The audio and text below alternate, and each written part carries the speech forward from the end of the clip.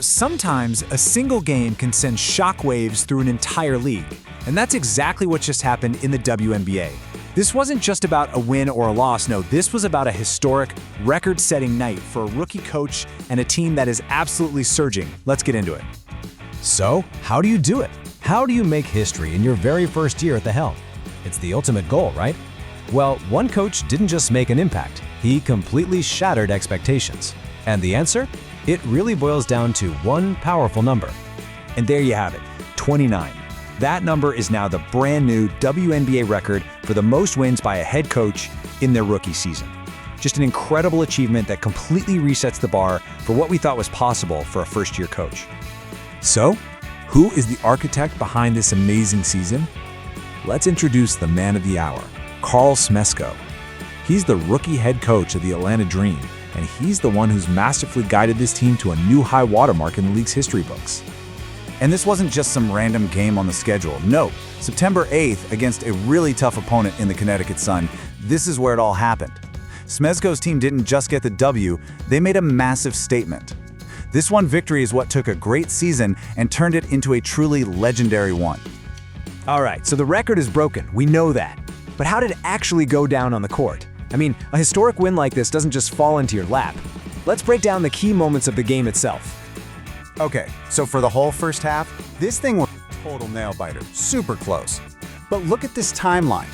Right around the midway point of the third quarter, with Atlanta clinging to a tiny three-point lead, something just clicked. They unleashed a monster 16-3 run.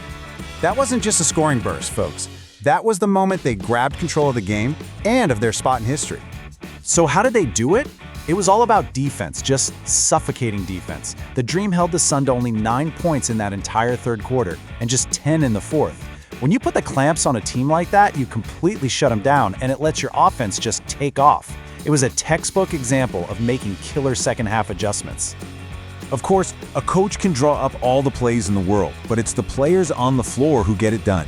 And on this historic night, the Atlanta Dream had several players who absolutely stepped up and delivered. Leading the offensive charge was Rhyne Howard. She was the engine for this team, dropping 18 points and really setting the tone for Atlanta's dominant second half. But Howard definitely wasn't alone out there. This was a complete team effort. Look at this. 4 other players scored in double digits, which just shows you the kind of depth Atlanta has. And you gotta check out Naz Hillman's stat line. 14 points, 5 boards, 4 assists, and 4 steals. I mean, she was everywhere, doing a little bit of everything. That's how you win big. Now you have to give credit where credit is due. On the other side of the ball for the Connecticut Sun, rookie Sonya Rivers was a huge bright spot. She led her team with 16 points, fighting hard in what ended up being a tough loss.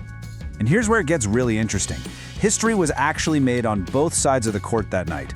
Sonya Rivers didn't just lead her team in scoring, she also set a new Sun franchise record for the most three-pointers made by a rookie in a single season. How wild is that? 2 huge rookie records broken in the same game. All right, let's zoom out a little bit. A record is amazing, don't get me wrong, but what does this victory actually mean in the grand scheme of things? Because with the playoffs just around the corner, the implications here are massive. First off, let's talk momentum. This wasn't some fluke win. This victory was Atlanta's 5th straight. They're not just winning games, they are on an absolute roll at the perfect time of the year. And that momentum has a very real result in the standings. That 29th win officially vaulted the Dream past the Las Vegas Aces for sole possession of second place in the entire WNBA. That is huge when you start talking about playoff seeding and home court advantage. But the story isn't quite over. The regular season finale is actually a rematch, with the Dream heading back to Connecticut to face the Sun one last time.